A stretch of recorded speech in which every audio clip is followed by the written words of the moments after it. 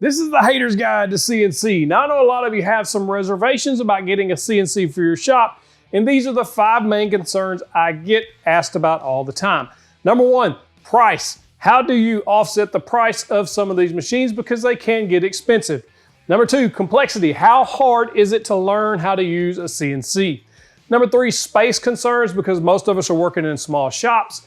I've got some solutions for you there. Number 4, what can you make and what sells? And then also where to get the materials to use to make these things. And then of course, number 5, how accurate can these machines be? Now, I need a little help with this topic, so myself and Miss 731 jumped an airplane and flew out to Los Angeles, California. We paid for this trip ourselves. It's not sponsored. I'm just genuinely interested in this topic and wanted to go and ask the makers of CNCs themselves to get a straight answer from them on all of these topics. So here we go. And if you're interested in any of the machines or supplies that we talk about today, I'll link them in the description so you can find them easier. All right, so we made a trip down to Carbide 3D to get answers from the people who make CNCs to help basically squish your concerns or your reservations. And I thank Kevin Barnett for having us in the house. Glad you're here. Right, fantastic, man. You made it out from Arkansas. It was a good trip so far. Good. A lot of people have concerns about price of a machine such as this. I mean, this is the biggest machine y'all make, right? This is the top of the line. You have models that are less expensive, but people think, how am I gonna make my money back? And I think a lot of people underestimate the earning power that this brings into the shop. Because I did too. When I got mine, you guys were kind enough to send me one and try. And we got one in the shop, and I'm like, you can make real money with this. Yeah. And it's not hard. It's a second employee in the shop. Right, needs a little bit of supervision, but it's gonna do some work off to the side. Right. It's all about developing the products and the audience. And you had a great quote earlier when we were talking about where you're gonna sell your products, because people often say, nobody in my area is gonna buy this, so? Yeah, your area is the world, basically, anywhere you can ship to or willing to ship to, because it costs about $7 or $8 to ship this USPS priority mail or whatever service you want to use, $10 for UPS or however you do it. Like most items that are made on the CNC are this size. Right. Give or take. You know, they're catch trays or like this, what'd you call this? That's a pasta press. A pasta press. Yeah, or a gnocchi. So you go ahead and roll your pasta across here and it picks up the pattern. This is a very popular thing in cooking. Yeah. Or cribbage knew about that. Exactly. Cribbage boards, you know, that are very popular. Catch trays, like all this stuff is, like this stuff, how much does that cost to ship aluminum coins, you know what I mean? Yeah. So like your audience is literally the world, and a lot of people don't understand that it's super easy to create an Etsy store or wherever you want to sell your product at. Etsy, I think, is probably one of the better ones because the customers are already there. And once you just start putting product out there, you'll start generating sales. And then plus you can also target your local audience, place. We spent a lot of time talking to our audience for Carbide 3D about their business, because we know so many people are trying to make money with these machines. And part of it is to build your audience yourself. We have multiple people, they're not on Etsy. Etsy's a highly competitive, big environment. You hear that complaint, right? Yep. Well, build it through your own Instagram. Build it through your friends first and your friends' friends. Yep. And this is not multi-level marketing, right? I don't have to sell Amway here. Yeah. But when your friends' friends and their friends find out that you're making interesting, fun, custom stuff that they can buy, they love to support you. Yeah. They want to support you. That is a movement right now. If you look at Patreon, if you look at Shop Local, if you look at any of those ideas, it's all about, can I buy something custom and can I support somebody who's not a giant multinational corporation? You're into that, and it's all about your creativity. Right. What do you want to do? This is an STL file I bought. I added some words and a little bit of area around it. Bought a nice piece of wood at a wood shop, and it comes out pretty good. This is something that would attract more customers to say, well, what if I had my name on it and it hung out in my son's room or whatever? You go, yeah, but then charge them appropriately. Right. Yeah. I think a lot of times, like something like this, if you take and think about the time of year too, so baseball season's coming up, baseball fan, if you had just basically a cutout of a baseball player swinging a bat or a pitcher lining up to throw the ball, like if you put that on there with some catchy phrase on there, like those will sell like crazy, you know? Yeah. It just would. Listen, creativity is a muscle, all right? It's no different than going to the gym, which you ought to be doing. Yeah. Like if you're doing curls, your biceps get bigger. If you're doing squats, your legs get bigger and stronger. If you're creating things, don't worry that your first creation is not up to your own standards, right? Just keep doing it. Your creativity will grow and strengthen based on the demand you put on it. Ira Glass has a great thing on this. Yeah. That people need to listen to. And he talks about when you're starting at something and your expectations, your tastes are not being met by your own stuff. Yeah. Push through. You'll get there. You'll get to more creativity. Everything here is a progression of something else. Mm-hmm. And then the ideas really start going, and you're awake at 2 a.m. going, oh yeah! I've done that.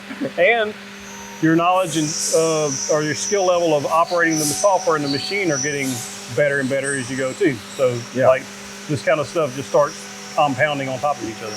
There is learning to be done. All right, we've done everything we can to guarantee the outcome. You will need to learn, and there will be mistakes along the way. You will break some cutters. Yeah. We got you back for 30 days. Anything you break, we'll send it to you. That's pretty cool. And we're not kidding. All right, 30 days mistakes are on us. But that's just part of the learning process. And if you understand that this is a money-making endeavor, if you want it to be, right, then breaking a couple things or going through some testing and using some material, no big deal. Yep.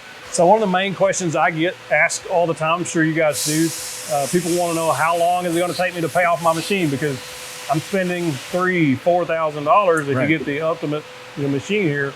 Like, that's a big investment for people. How long do people think, or generally you've heard people be able to pay this off? You use the right word. You're not spending $4,000. You're investing $4,000 in your potential earnings. And it pays off as quickly as you want it to pay off, whereas you're capable of paying it off. And your ability with your first machine will be a little bit less. But we get to some other people. We just had somebody buy a 4x4 Shapeoko, makes a lot of signs, has built his entire business around making signs. And I asked him, how long did it take you to pay off your machine? He said 2 weeks. Like, well, that's the quickest answer I've ever heard. Yeah. But he's making stuff every day. He's built up a clientele. Right. And he's built it up all via Instagram. Really? All via Instagram. Person to person. Yeah. There's a lot of potential in social media. Obviously, if you've seen our growth over the years, but people underestimate that. And that's another skill to be developed. But if you post every day, you're going to get better every day. If you're going to grow a following, all you have to do is post. Like, it's not hard. It's like the freest advertisement you could ever get for your business is social media. That's free to join, and all you have to do is post. It's not rocket science. Some posts will do better, but if you start posting your content, like if you're making things, start posting that stuff and it'll start selling. Absolutely. It'll sell too fast. You'll have a problem with too many people asking you to make stuff. Yep. Especially as you get better and better at making stuff, like there's no end to it. Think about the first time you threw a football. Could you throw a football very well? No, you got to throw the football 1,000 times, 10,000, 100,000 times. I don't know how many times I've thrown a football in my life, right? Now I can throw a football. Well, same thing here. First thing you make, we're going to take you up on my carbide all the way to your first 5 projects. You're going to start out with some coasters, some cutting board mods. Fine. Take it off from there. Yep. Take the skills you learn, build. Every one of these things too that I made, it's a journey for me too. I do one thing with paint infill on a golf club head and I go, oh, that's kind of neat. What if I did that on a coin? Yeah, do it on a coin.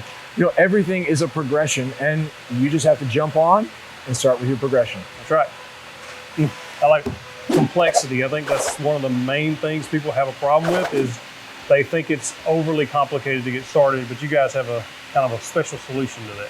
Yeah, we have my.carbide3d.com where you can go, and even before you own a machine, you can watch all the video training. We have multiple lectures, multiple units. So inside of each unit, you'll have, say, 10 lectures, and you can break it down into 5-minute sections and say, I want to learn about how to run the software today, or I want to see the machine run, or I want to know how to use this particular part of the software. We've tried to guarantee the outcome and take something that, looks complex from the top and break it down into easily digestible parts to allow the person who bought the machine to have success. When you have success, everyone's winning. We don't want you to have it go in the corner like a 1980s exercise cycle. That's not what we're after. So when you say they can go in and learn, they're not just watching a video though. They can use the software along with you, right? Yeah, it's a great point. You can download the software right away today, and you can go ahead and experiment with it and learn it. You don't have to have a machine for that either. You can use regular Carbide Create and experiment and work on, hey, how do I design? How do I use the design tools? See how comfortable you are before you ever go spending the money for a machine. Yep, and that's kind of I think what separates you guys personally is you can use that software. You don't need the machine to do it.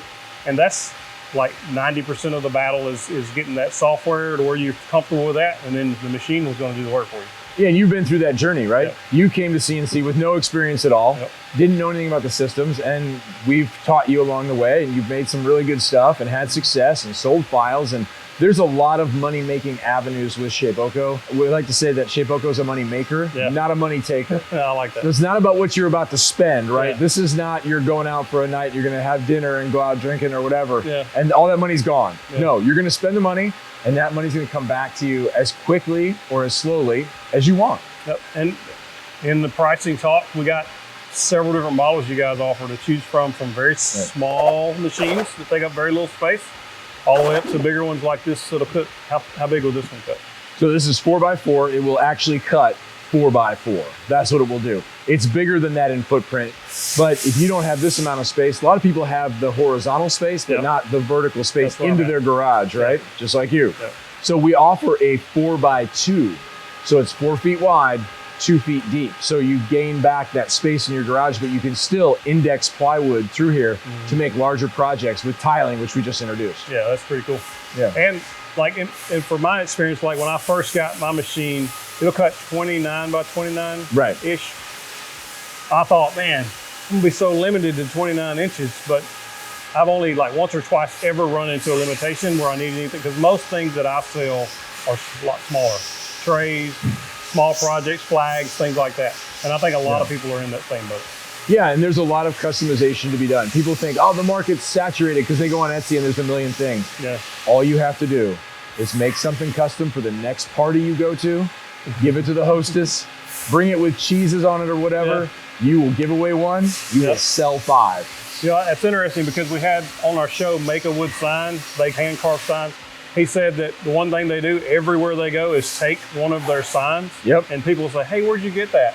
And it's just hey, we make them. Here's our card. And it's just a way to drum up business.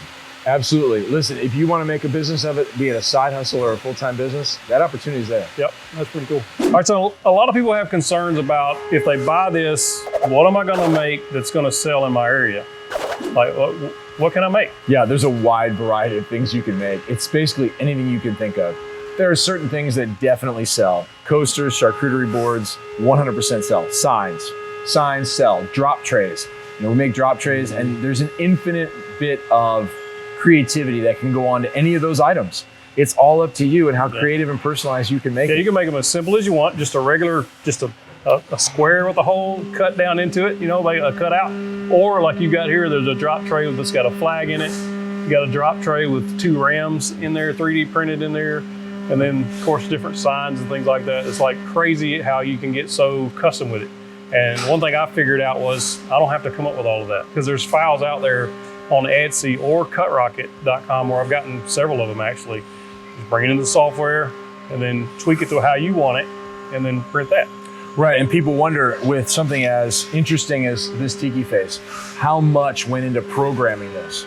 This is 2 tool paths and 1 imported file. Really? Bought a file on Etsy, we do it too, and we went ahead and imported it in.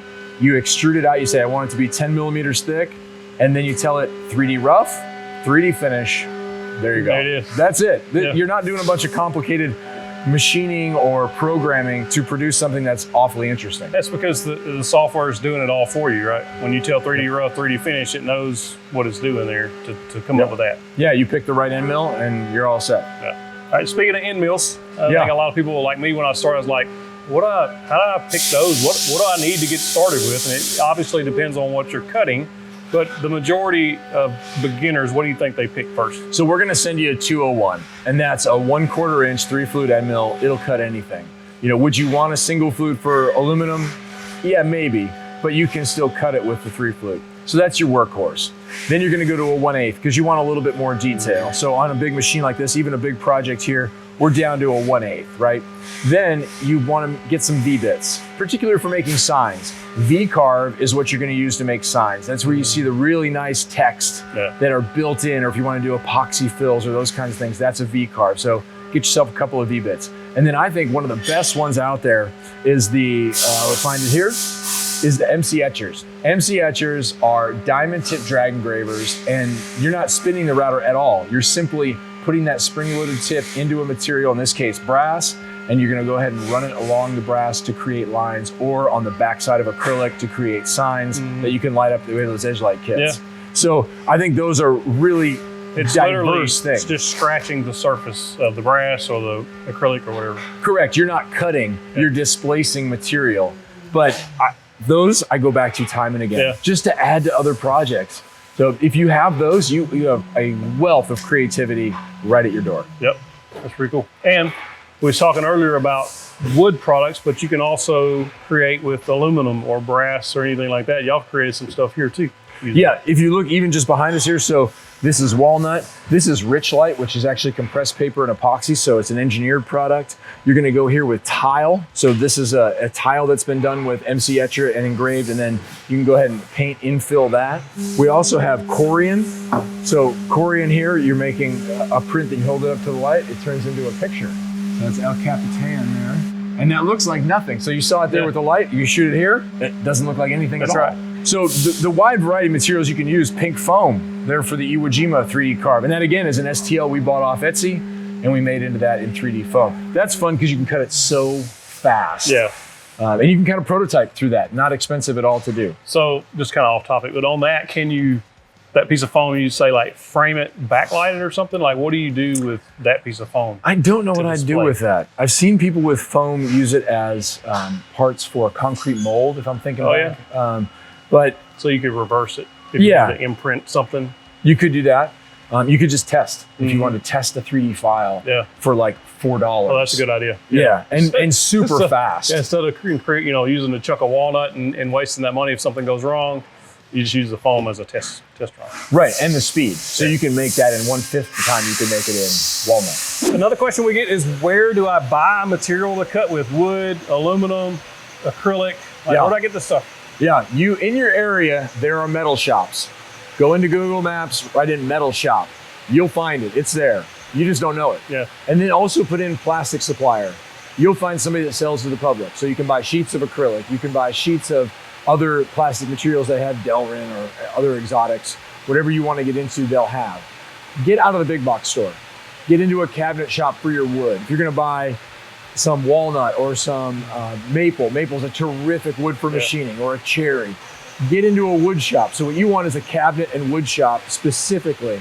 So search cabinet and wood shop for wood, search metal shop for metals, and you can buy rems are really good there. They'll have remaining pieces. They'll sell them to you by weight, and you can go ahead and buy what's there, or you can specify, hey, I want something this thick. You can do all that.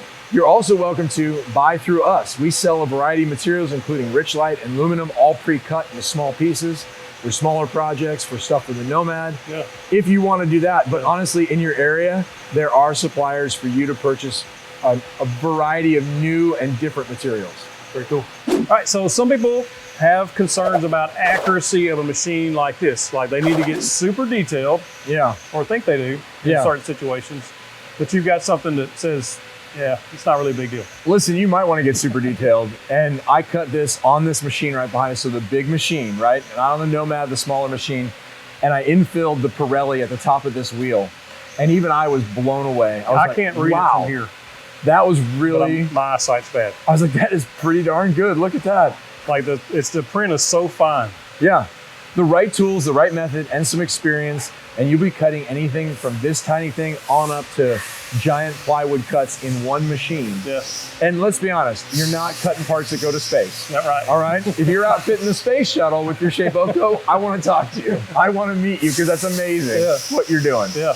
I had an idea, and I told you earlier, like police, fire, or police and military guys will give each other challenge coins a lot of times. And when I saw this, that's the first thing I thought. I was like, man, you can make your own custom challenge coins on a machine like this. That's just another thing you could do with it. Like, literally the possibilities are endless. This will totally expand your mind.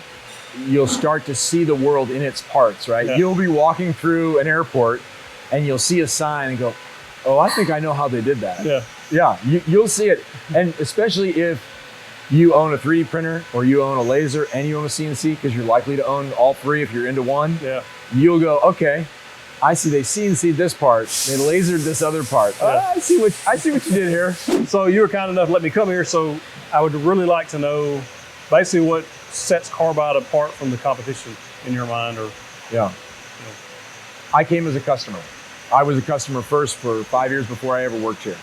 And the customer service of this company, you won't find anywhere. Yeah. It's dumb. It really is dumb. I had a problem with my machine. They overnighted a part to me. And I got it the next day and I was like, okay, this is great, but totally unnecessary. Yeah. And that was 3 years after I bought my machine. But I was having problems with it. I got on with support and they figured out what it was and sent me. Like, oh, this is amazing. Yeah. And we continue to do that. So I'm sincere when I say, when you buy a machine, we want you to use it. We want you to have success with it, because if you put it in a corner and it collects dust and you don't use it, you lose and we lose. Yeah. And we build machines and we work with our machines every day to ensure that you're getting quality parts that are tested, that are worked on, that are refined. Yeah. And if you look back in our machines over the years, parts that were add-ons to a previous machine become stock equipment. Kind of like we were talking about the HDM. Yeah. A lot of it moved over to this new Pro model. Correct. Yeah. We had a belt-driven machine with our 4s, HDM, all ball screws. What we learned there, we've applied here to the 5. It just keeps getting better. Yeah. And you'll see me cutting. I'm here in the office every day, cutting projects. I've made everything here behind us and a bunch more stuff that's on the walls and around that you've seen, and things that I've sold and given to people. We are CNC nerds who love doing this, and we want you to experience the power of possibility with CNC and with Shapeoko. And we want you on our team. We want you in our family. We actively seek out people who are having problems and go, how can we help? Yeah. And I don't know another company that does that. No, I don't either. When you buy a machine from us, we give you 2 hours of video training. So not the videos online. All that My Carbide we talked about is there. This is 2 hours with a live person. In 30-minute increments, you ask them whatever you want. Yeah. Like, That's get a pretty cool. list together, register for a time, and come on in. It's included with your machine. Yeah. Who gives you 2 hours? Yeah. Nobody gives you 2 hours. Yeah. That's a lot of time. And one last thing, it's noisy in here. It's quieter in your shop, right? It's noisy in here because we make the machines there. And they're literally using the machine right there to make parts for another machine. Right. We make the Nomad in this facility that you're in right now. Yep. In comes billet aluminum and out goes a Nomad in whole to you in a box that's sitting right behind that camera that's about to be shipped out to somebody. This is a 100% US made thing, right? We are not assembling parts from all over the world. We are here building machines to send it out to you. It's really cool. So for those that are actually interested in purchasing a Shapeoko, you offer several different sizes of the 5 Pro. Yep, 3 different sizes, 4x4, that's behind us. All of them have the same vertical capacity, but you're gonna look at different sizes. And when we size them, when we say 48 by 48, that is the cutting capacity of the machine. So that's your big dog. If you have a dedicated space, you have a big wide open garage, go big. Like, I think with CNC, buy as big as you can stomach as far as space, because you'll think of something that's bigger than your machine. Then we also offer what I think is a great size, and you're gonna have it in your shop, the 4x2. So still 4 feet wide, but 2 feet deep. You can still index plywood through for giant projects with our tiling feature, but you're only giving up the 4 feet along the wall. A lot of people have that 4 feet along the wall, but they don't have it because they got a car, they got other tools, and I'm in that camp too. So 4x2 I think is gonna be a good machine. And then if you really want to go into a smaller space, like a little studio space, or you really want to just have a compact machine, the 2x2 is a nice little machine. Fully cuts 24 by 24. You can make a lot of signs that are 24 by 24, and you can still index everything. Right, you can make a 24 by 48 sign in that machine, no problem. Or you can get even smaller with the Nomad that you have. Right. Correct. Nomad is going to cut 8 by 8 by 4. And that machine is a true desktop machine. Like if you took a microwave, tipped it up on end and set it, that's what it is. Fully self-contained, pops out of the box, no assembly required, ready to go. And it will cut aluminum, it'll cut acrylic, it'll cut anything you want to put in it basically. So you're still offering the Shapeoko 4, which is belt driven, and a couple other things that the 5 Pro it has been upgraded on, right? Right. So what are the upgrades, the major upgrades on the 5? On the 5, you're looking at ball screws on every axis. You have a power pendant now, so you have an emergency stop or a hold button that you don't have to do in the computer. Yeah, you can hit that in a panic. Fully grounded all the way around. It comes with a very powerful Z-axis, so our most powerful Z-axis to date, so you don't have any issues with going vertically into material or chatter.